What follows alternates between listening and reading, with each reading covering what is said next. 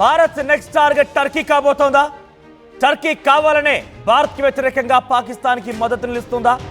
Turkey ఏకంగా డ్రోన్లని పాకిస్తాన్కి అందిస్తూ భారత్ పైన యుద్ధానికి దిగుతుందా?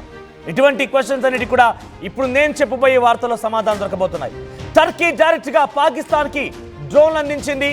మన భారతీయుల పైన, మన భారత ఆర్మీ పైన, మన భారత సివిలియన్స్ పైన దాడి చేయడానికి ఏకంగా టర్కీ నుంచి ఒక ఏరోప్లేన్ ద్వారా, ట్రాన్స్పోర్ట్ ద్వారా పెద్ద మొత్తంలో డ్రోన్లు పాకిస్తాన్కి అందజేసింది.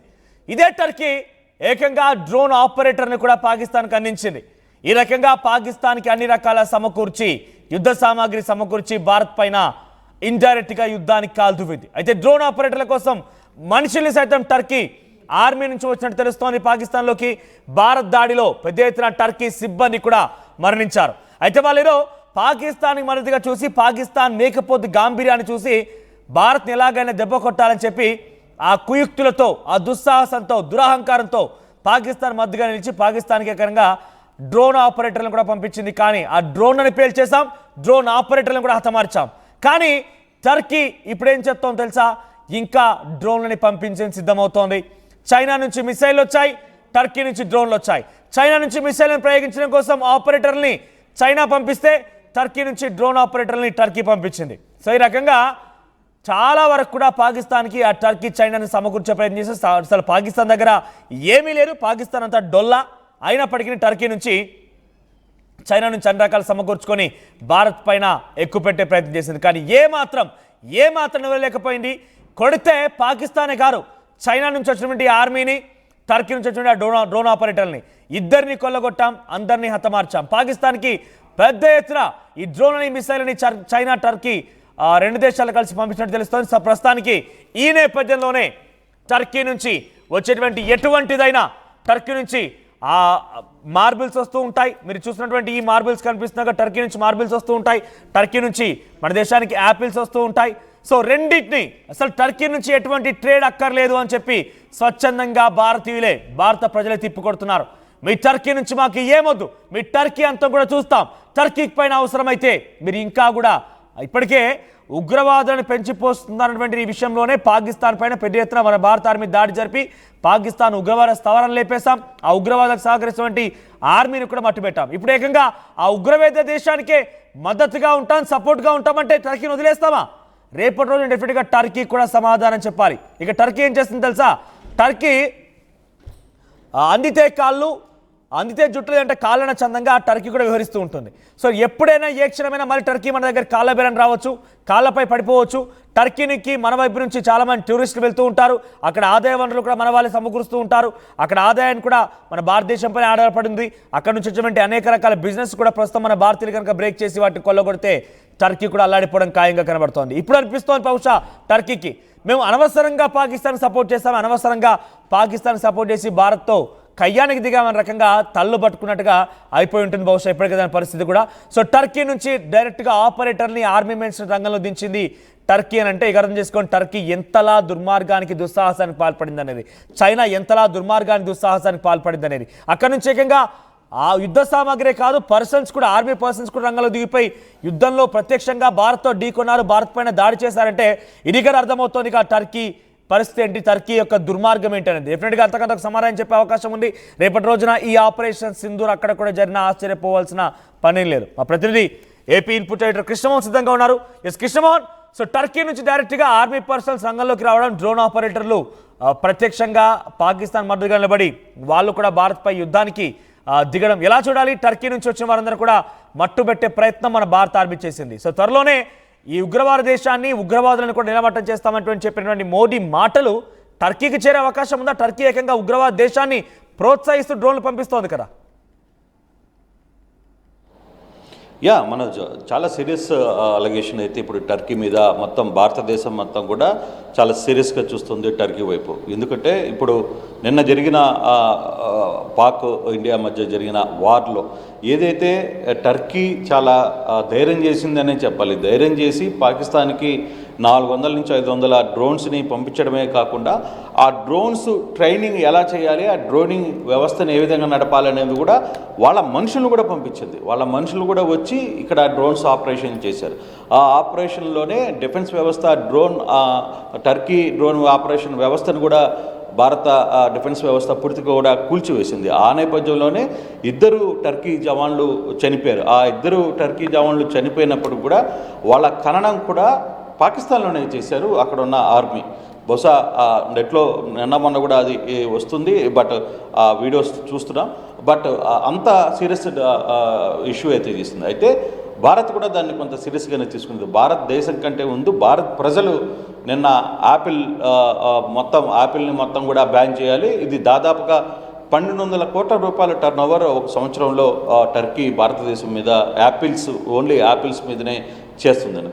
ఇప్పుడు తాజాగా మార్బల్ ఇండస్ట్రీ కూడా వాళ్ళందరూ కూడా ఢిల్లీలో ప్రధానమంత్రికి ఒక లేఖ రాశారు. స్వయంగా లేఖ రాసి క్లియర్గా వాళ్ళు ఒకటే చెప్పారు, ఈ లేఖలో మేము పూర్తిగా కూడా టర్కీ నుంచి వస్తున్న మార్బల్స్ ఏదైతే ఉన్నాయో దాన్ని మొత్తం కూడా నిలుపుదల చేయాలనుకుంటున్నాం, దాన్ని మేము ఆపేస్తున్నాం.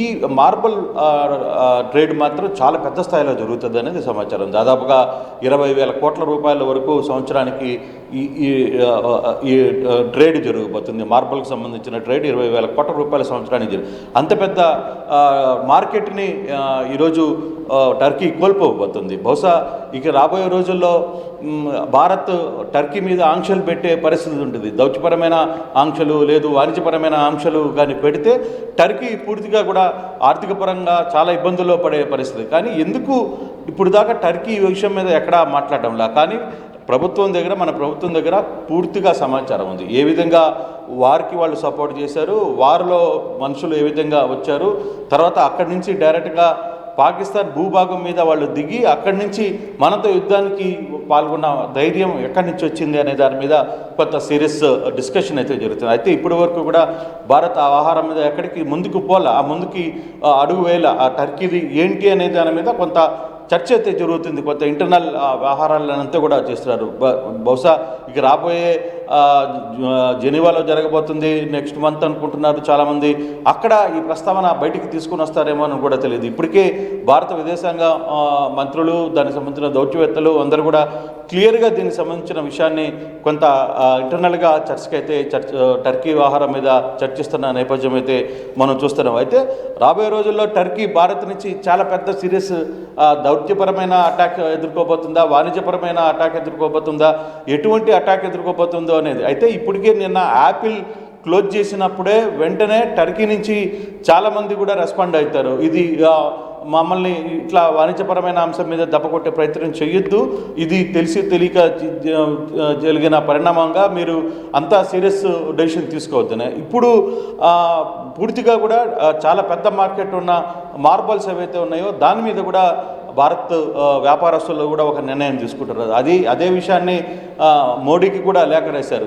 చాలా క్లియర్గా మేము చాలా పెద్ద స్థాయిలో ఈ మార్బల్ని తీసుకుని వస్తుంటాం, సో దాన్ని కూడా ఆపేయాలని ఒక నిర్ణయించుకుంటున్నాం, మీరు సహకరించండి, మీరు చెప్పండి ఈ వ్యవహారాన్ని అని కూడా.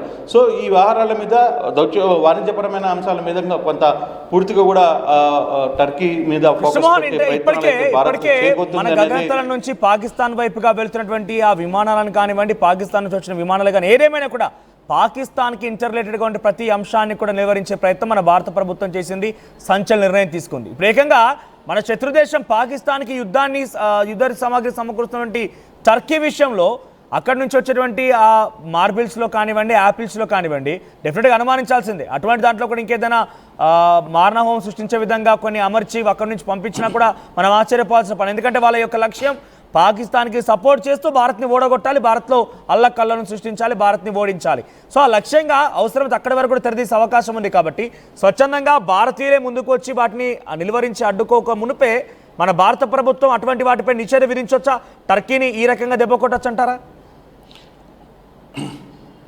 అంటే బేసిక్గా 2023లో టర్కీలో పెద్ద ఎత్తున భూకంపం వచ్చినప్పుడు కూడా భారత్ చాలా పెద్ద సహాయం చేసింది. కొన్ని $1 మిలియన్ సరుకులు కావచ్చు, ఆహార పదార్థాలు, అవసరమైతే అక్కడ మెడికల్ ఎయిడ్ కావచ్చు, వీటన్నిటిని కూడా దాదాపుగా 5-6 యుద్ధ విమానాల్లో టర్కీకి పంపించి ఇక్కడి నుంచి మన వాళ్ళు స్పెషలైజేషన్ డాక్టర్స్, ఆర్మీ డాక్టర్స్ అందరూ కూడా వెళ్ళి అక్కడ టర్కీ వాళ్ళకి సర్వ్ చేసి వచ్చారు. అక్కడ ప్రజలు ఆ రోజు భారత్కి మనస్ఫూర్తిగా ధన్యవాదాలు చెప్తూ, మీరు ఇంత కష్టాల్లో ఉన్న మాకు మీరందరూ వచ్చి మాకు సాయం చేశారని చెప్పి వాళ్ళందరూ కూడా మెచ్చుకున్న పరిస్థితి. కానీ ఆ కృతజ్ఞత ఆ తుర్కిష్కి లేదు. అందుకే ఆ తుర్కిష్లు మొత్తం కూడా ఈరోజు పాకిస్తాన్కి సపోర్ట్ చేస్తూ వాళ్ళందరికీ డ్రోన్స్ పంపించడం కావచ్చు, వాళ్ళకి మ్యాన్ పవర్ని కూడా సపోర్ట్ చేసిన పరిస్థితి.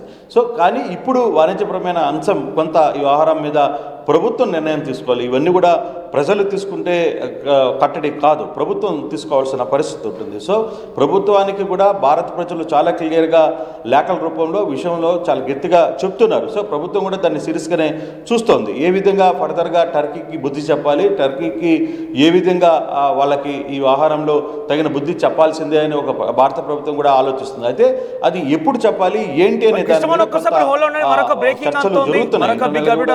టర్కీకి సంబంధించినటువంటి సోషల్ మీడియా ప్లాట్ఫామ్స్ని, టర్కీకి సంబంధించిన మీడియా ఛానల్, టర్కీకి సంబంధించిన ఏ అంశమైనా కూడా ముఖ్యంగా సోషల్ మీడియాలో వారు కూడా ఆ వార్ఫేర్ తెరలేపే అవకాశం ఉంది. కాబట్టి దాన్ని పూర్తిగా భారతదేశం నిలిపేస్తున్నట్టుగా భారత ప్రభుత్వం కీలక నిర్ణయం తీసుకుంది.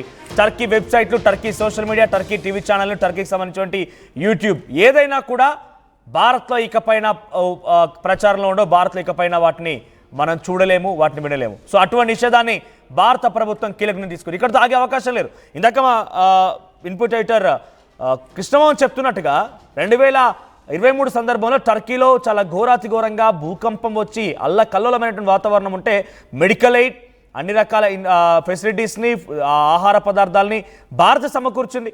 కొన్ని లక్షల కోట్ల డబ్బుల్ని వారిపై వెచ్చించింది. సో అటువంటి విషయాల్లో భారత్ వాళ్ళపై కనికరం చూపిస్తూ వాళ్ళేమో తిరిగి భారత్ పైన ఈ రకంగా దాష్టికంగా ప్రవర్తించి మనపై దాడి చేసే ప్రయత్నంలో భాగంగా పాకిస్తాన్కి యుద్ధ సామాగ్రి సమకూరుస్తున్నారు. ఎస్ కృష్ణమోహన్, ఇంకా ఇదే తరహాలో సోషల్ మీడియా, టీవీ ఛానళ్ళు, వెబ్సైట్లే కాకుండా ఇంకిదే తరహాలో టర్కీ పైన భారత ప్రభుత్వం ఇంకెటువంటి నిషేధాలు విధించే అవకాశం ఉంది?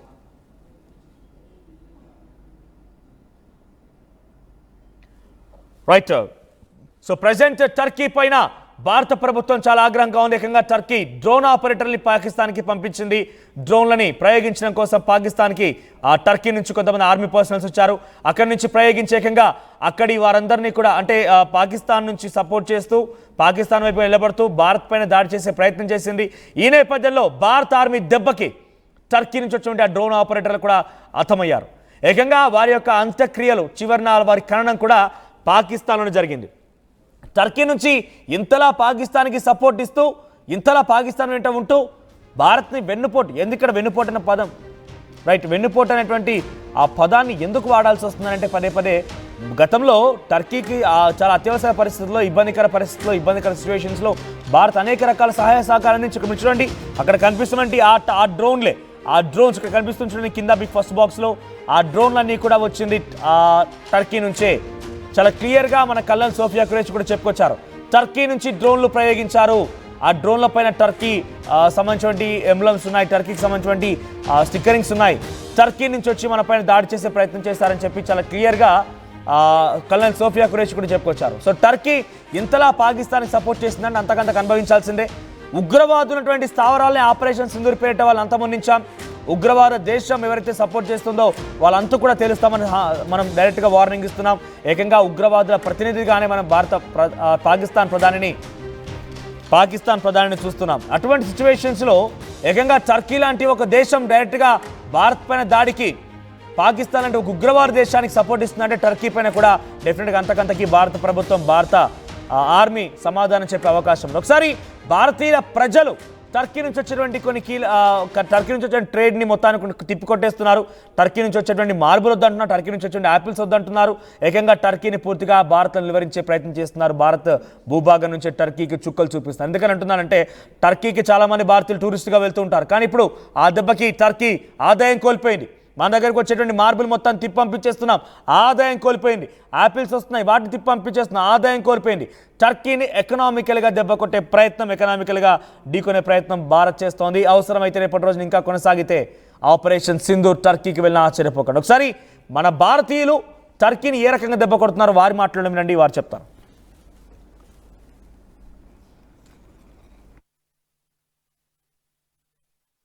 होता है जिसके अंदर टर्की का लगभग 70% हिस्सेदारी है और कहीं ना कहीं अगर ये हिस्सेदारी को कम किया जाए और इसके ऊपर प्रतिबंध लगाया जाए, जो टर्की जो एक मेजर मार्बल प्रोड्यूसर है उनको कहीं ना कहीं फाइनेंशियल इम्पैक्ट होगा और इससे एक मैसेज भी क्लियर जाएगा कि कोई भी देश अगर भारत विरोधी गतिविधि करेगा तो सरकार ही नहीं, यहाँ के उद्योगपति भी सरकार के साथ खड़े हैं। टर्की का खुलकर पाकिस्तान का सपोर्ट करना हमारी मार्बल इंडस्ट्री ने निर्णय लिया है। जो हम टर्की से इंपोर्ट करते हैं, करीब 70% माल जो इंपोर्ट होता है मार्बल, वो टर्की से होता है, जो बहुत बड़ी क्वांटिटी होती है।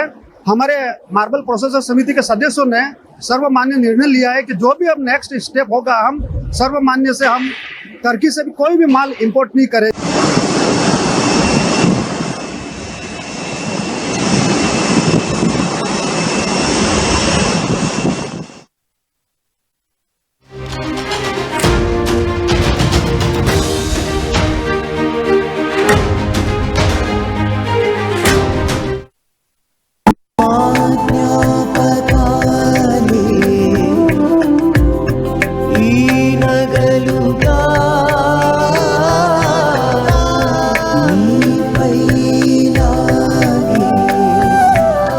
గౌరవాన్ని అమ్మలా కాపాడుతుంది.